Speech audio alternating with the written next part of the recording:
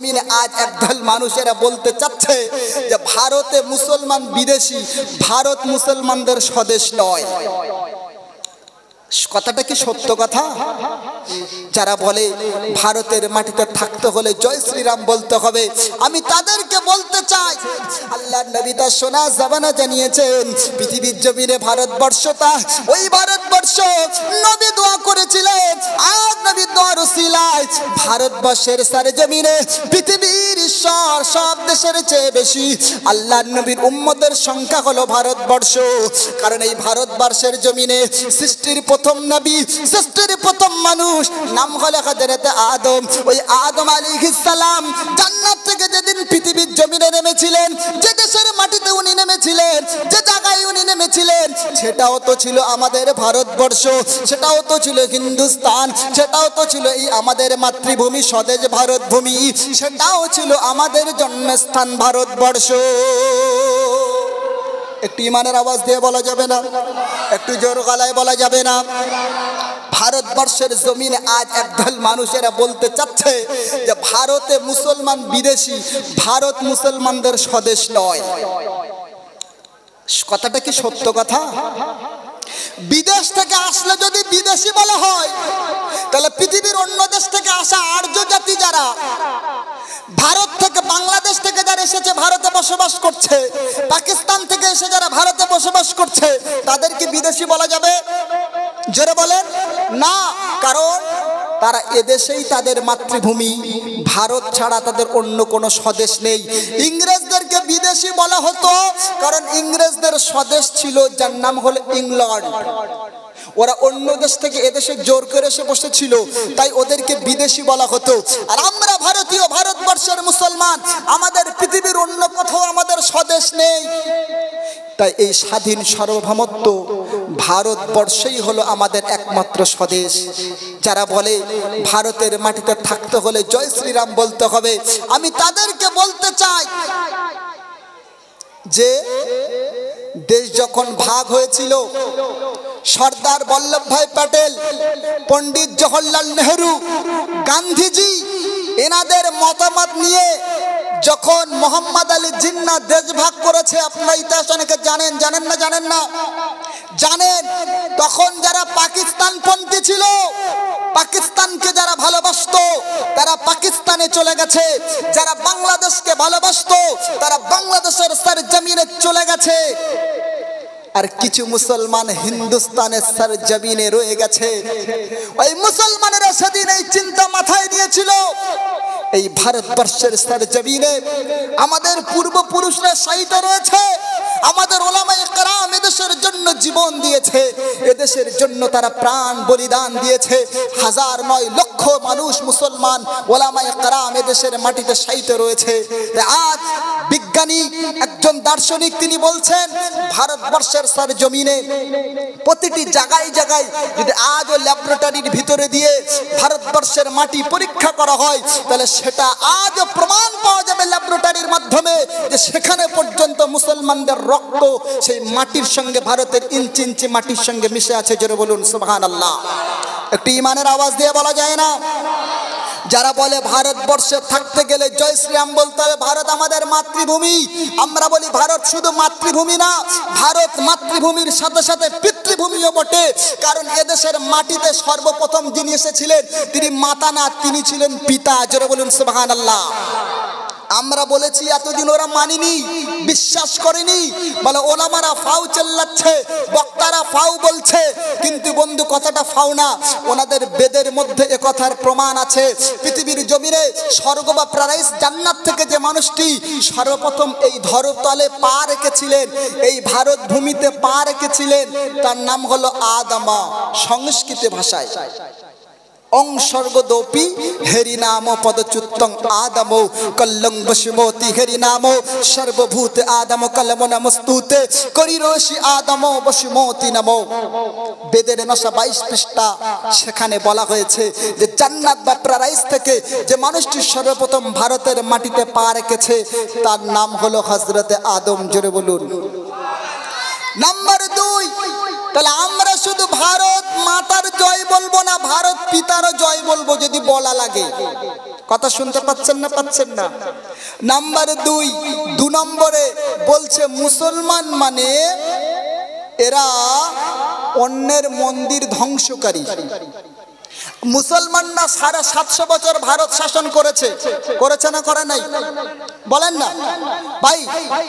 আজকে দিনে আজমির শরীফ দরগা, গতকালকের খবর শুনছিলাম, যেটা গোটা ভারতবর্ষে মুসলমানদের মুসলিম তীর্থস্থান 1 নম্বরে যেটা আছে, যেটা হিন্দের অলি খাজা বাবা গরিবে নওয়াজ মাইনুদ্দিন চিশতি সঞ্জির আজমিরি যে মাটিতে শায়িত আছে, আজমির শরীফের দরগা, সেটাকে এক শ্রেণীর হিন্দুত্ববাদী নেতারা দাবি করছেন যে ওর নিচে শিব মন্দির ছিল। কি দাবি করছে? এরা শুধু মুসলমানদের মন্দিরগুলো টার্গেট করছে তা নয়। একজন হিন্দু দাদা সাংবাদিক, উনি বলছেন যে গোয়ার মাটিতে যত গির্জা আছে সেখানে ওই হিন্দুত্ববাদী কিছু নেতারা দাবি করছে সেখানেও শিব মন্দির আছে বলে ওদের সন্দেহ মনে হচ্ছে, আশঙ্কা হচ্ছে। আপনারা জানেন আশঙ্কার ভিত্তিতে কিছুদিন আগে মালদা রাদিনার মসজিদ এদেশের কিছু মানুষ, কিছু হায়না তারা কেড়ে নিতে চেয়েছিল। তার আগে আপনারা জানেন সেই বাবরের আমলে মসজিদে বাবরি 1992 সাল 6 ডিসেম্বর, আপনারা জানেন না 6 ডিসেম্বর কিছু হায়না, কিছু অসভ্য, কিছু বর্বর, কিছু সাম্প্রদায়িক বিদ্বেষী বিস্পাপ ছড়ানোওয়ালা মানুষ সেই মসজিদে বাবরিকে ধ্বংস করেছিল। আর ধ্বংসলীলা যখন চালানো হয়, ওই প্রথম সারিতে যে ব্যক্তি ছিল তাদের মধ্যে একজন হলো মোহাম্মদ তার নাম শ্রী বলবীর সিং।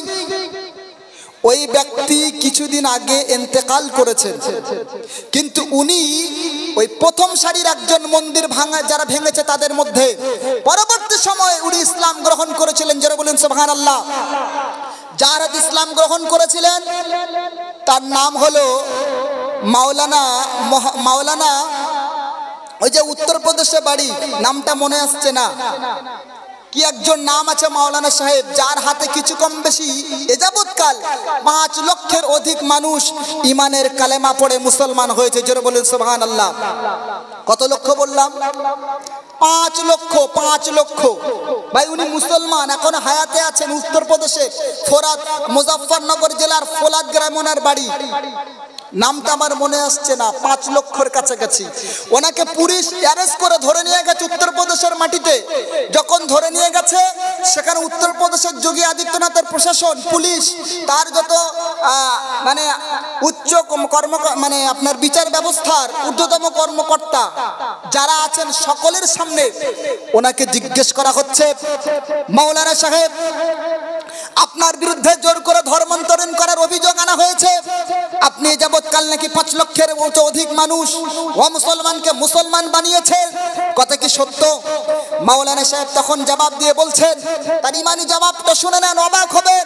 বলে আমার আফসোস, আমার হাতে কতজন অমুসলমান কালেমা পড়ে মুসলমান হয়েছেন তার এক্স্যাক্টলি সাবজেক্টটা বা তার সংখ্যাটা বলতে পারবো না, কিন্তু আমার দুর্ভাগ্য আমার বর্তমান পৃথিবীর মধ্যে 750 কোটি মুসলমান বাস করে, তার মধ্যে 20 কোটি মুসলমান আর 500 কোটি অমুসলমান বাস করে। আমার দুর্ভাগ্য আমরা ব্যতীত যে ওই 500 কোটি মানুষের কাছে কালেমার দাওয়াত পৌঁছাতে পারলাম না। প্রতিদিন হাজার হাজার অমুসলমান, হাজার হাজার আমাদের ভাই যারা কলেমা ছাড়া মৃত্যুবরণ করে জাহান্নামের পথের পথিক হচ্ছে। এর জন্য আমরা বড় ব্যথিত, এর জন্য বড় চিন্তিত, এর জন্য মর্মাহত, এর জন্য দুঃখিত যে আমি ওই 5 লক্ষ মানুষের কাছে কালেমার দাওয়াত দিতে পারলাম না। এটা আমাদের দুর্বলতা, কিন্তু ওদের তুলনায় অল্প কয়েকজন মানুষ আমার হাতে কলেমা পড়ে মুসলমান হয়েছে। যারা পড়েনি আর যারা পড়েছে এদেরকে দিয়ে যদি হিসাব করা হয় তাহলে পার্সেন্টের হিসাব আসবে 0। কি বললো? 5 লক্ষ মানুষ মুসলমান হয়েছে আর 5 কোটি মানুষ হয়নি, তো সংখ্যার দিকে বিচার করলে 0% আসবে। তো উনি বললেন যে আমাদের দুর্ভাগ্য, আমরা ব্যতীত যে ওই 5 লক্ষ মানুষের কাছে আমরা কালেমার দাওয়াত পৌঁছাতে পারলাম না। ওই 5 লক্ষ মানুষের মধ্যে একজন হলেন বলবীর সিং। কি নাম বললাম? যিনি মসজিদে বাবরিকে ধ্বংস করেছিল।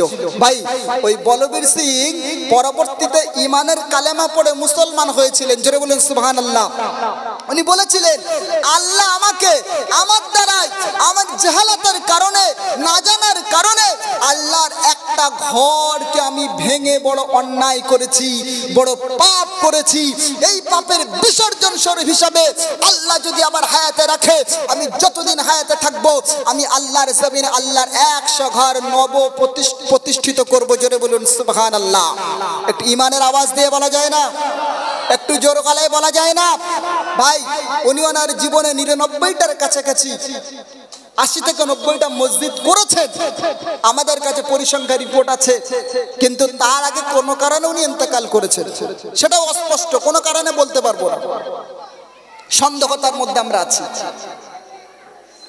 মুসলমানের ছেলেরা মনে রাখুন, আজ তাই ভারতবর্ষের সারে জমিনে আজমির শরীফে খাজা মাইনুদ্দিন চিশতি সঞ্জির আজমিরি রহমাতুল্লাহ আলাইহির দরগার নিচে ওরা বলতেছে ওখানে শিব মন্দির ছিল, আমাদের সন্দেহ হচ্ছে, এজন্য কোর্টে তারা আপিল করলো। কোর্ট থেকে দরগা কর্তৃপক্ষের কাছে চিঠি করা হলো, নোটিশ করা হলো, এই মুসলমান আমাদের অমুসলমান ভাইরা এরা মনে করেন মুসলমান মানে পরধর্ম, মুসলমান মানে মন্দির ধ্বংসকারী, মুসলমান মানে অন্য ধর্মের উপাসনালয় ধ্বংসকারী। এই মুসলমানের ছেলেরা 750 বছর 1000 বছর হিন্দুস্তানের সারে জমিনে মুসলমানেরা দেশ পরিচালনা করেছে।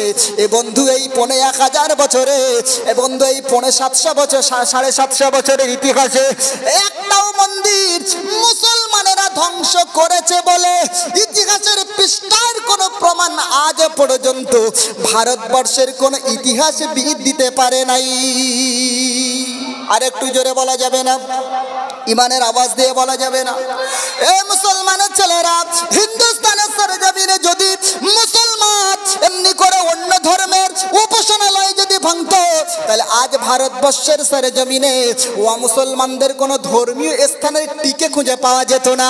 আজও ভারতবর্ষের সরজমিনে গগনচুম্বী বিশাল বিশাল মন্দিরগুলো সগৌরবে সাক্ষ্য দেয় যে ভারতবর্ষের মুসলমানেরা এরা অন্য ধর্মের উপাসনালয় ভাঙে না, বড় এরা 750 বছর ধরে অন্য ধর্মের উপাসনালয় পাহারা দিয়েছে, সংরক্ষণ করেছে। আরেকটি মানের আওয়াজ দিয়ে বলা যায় না? সর্বপ্রথম যারা দুর্গা পূজা উৎপাদন করেছিল সেটাও তো মুঘল সাম্রাজ্যের সম্রাটেরা।